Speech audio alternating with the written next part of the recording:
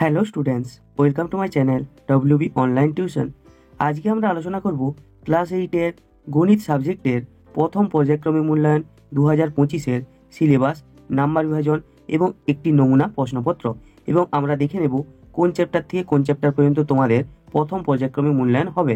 তো সবার প্রথম এখানে আমরা নাম্বার বিভাজনটি দেখে নেব। তো দেখো, সবার প্রথমে তোমাদের একের দাগে থাকবে অতি সংক্ষিপ্ত প্রশ্ন। এখানে 4টি প্রশ্ন দেওয়া থাকবে। 1 নম্বরে 4টি প্রশ্ন করতে হবে। 1 × 4 = 4। পাটিগণিত থেকে একটি প্রশ্ন থাকবে, বীজগণিত থেকে একটি থাকবে, জ্যামিতি থেকে 2টি থাকবে। এরপরে দেখো 2-এর দাগে প্রশ্নপত্রে 2টি প্রশ্ন থাকবে। 2 নম্বরে 2টি প্রশ্ন থাকবে, 2 × 2 = 4। পাটিগণিত থেকে একটি করতে হবে, বীজগণিত থেকে একটি। এরপরে দেখো 3 নম্বরে থাকবে সম্পাদ্য অথবা পাইচিত্র, যে কোনো একটি করতে হবে। প্রশ্নের মান থাকবে 4, 4 × 1 = 4। এরপরে দেখো থাকবে উৎপাদক বিশ্লেষণ, একটি প্রশ্নের অ্যান্সার দিতে হবে। প্রশ্নের মান এখানে 3, 3 × 1 = 3। টোটাল তোমাদের 15 নম্বরের কোশ্চেন হবে। এরপরে আমরা দেখে নেব কোন চ্যাপ্টার থেকে কোন চ্যাপ্টার পর্যন্ত তোমাদের এই প্রথম পর্যায়ক্রমিক মূল্যায়ন হবে। তো এখানে দেখো 1 নম্বর যে চ্যাপ্টারটি রয়েছে পূর্ব পাঠের পুনরালোচনা, এখান থেকে 6 নম্বর চ্যাপ্টার পূরক কোণ, সম্পূরক কোণ ও সন্নিহিত কোণ, এখান পর্যন্ত তোমাদের প্রথম পর্যায়ক্রমিক মূল্যায়ন হবে।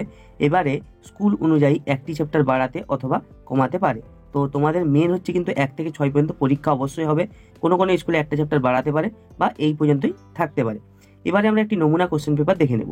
তো নমুনা কোশ্চেন পেপারটি দেখো, সবার প্রথমে কোশ্চেনে তোমাদের থাকবে first summative evaluation 2025, class 8, full mark 15, subject গণিত, টাইম থাকবে 30 মিনিট। তো পরপর কোশ্চেন, নাম্বার বিভাজনগুলি আমরা দেখে নেব। তো সবার প্রথমে একের দাগে কি রয়েছে, নিচের প্রশ্নগুলির উত্তর দাও। 1 নম্বরে 4টি প্রশ্নের তোমাকে অ্যান্সার দিতে হবে। 1 × 4 = 4।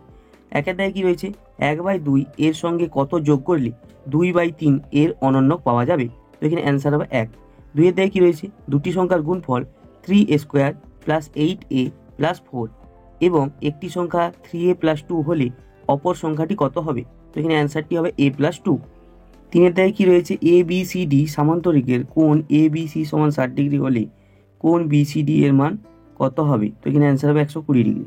4-এর দাগে কি রয়েছে, AB সরলরেখার ওপর OC রেখাংশ দণ্ডায়মান, কোণ AOC = 2 কোণ BOC হলে কোণ AOC এর মান নির্ণয় করো। তো এখানে অ্যান্সার হবে 120 ডিগ্রি। 2-এর দাগে কি রয়েছে, নিচের প্রশ্নগুলির উত্তর দাও। 2 × 2 = 4। তো 1-এর দাগে কি রয়েছে দেখো, 1/3 এবং 3/5 এর মধ্যে দুটি মূলদ সংখ্যা লেখো। তো এখানে অ্যান্সার হবে 6/15, 7/15। 2-এর দাগে 2-এর কোশ্চেনটি কি রয়েছে, a² + 4 এর সঙ্গে কত যোগ করলে যোগফল একটি পূর্ণবর্গ সংখ্যা হবে। তো এখানে অ্যান্সারটি আমরা দেখে নেব। তো এখানে অ্যান্সারটি হবে +-4a। এরপরে 3-এর দাগে একটি সামান্তরিক HOME অঙ্কন করো, যার HO = 7 semi, OM = 5.8 semi, HM = 5.8 semi. অঙ্কন প্রণালী লেখার প্রয়োজন নেই। তো এখানে প্রশ্নের মান রয়েছে 4। তো এবারে দেখো অথবা দিয়ে একটি পাইচিত্রের তথ্য রয়েছে। চিত্রশিল্পীর নাম, পছন্দের দর্শক সংখ্যা। তো এখানে রাজু রয়েছে 150, নবীন রয়েছে 20, শফিউল রয়েছে 80, টিয়ারু রয়েছে 100। এই তথ্যগুলি নিয়ে একটি পাইচিত্র তৈরি করো। বৃত্তকলার কেন্দ্রীয় কোণের মান নির্ণয় করো। তো এখানে অ্যান্সারটি কীভাবে করতে হবে, তোমরা এখানে ছবিটি এঁকে নেবে। এবারে রয়েছে 4-এর দাগে উৎপাদকে বিশ্লেষণ করো, যে কোনো একটি প্রশ্নের অ্যান্সার দিতে হবে। প্রশ্নের মান এখানে 3। তো 1-এর দাগে কি রয়েছে, x² - y² - 6ax + 2ya + 8a²। এখানে অ্যান্সারটি হবে x - y - 2a × x + y - 4a।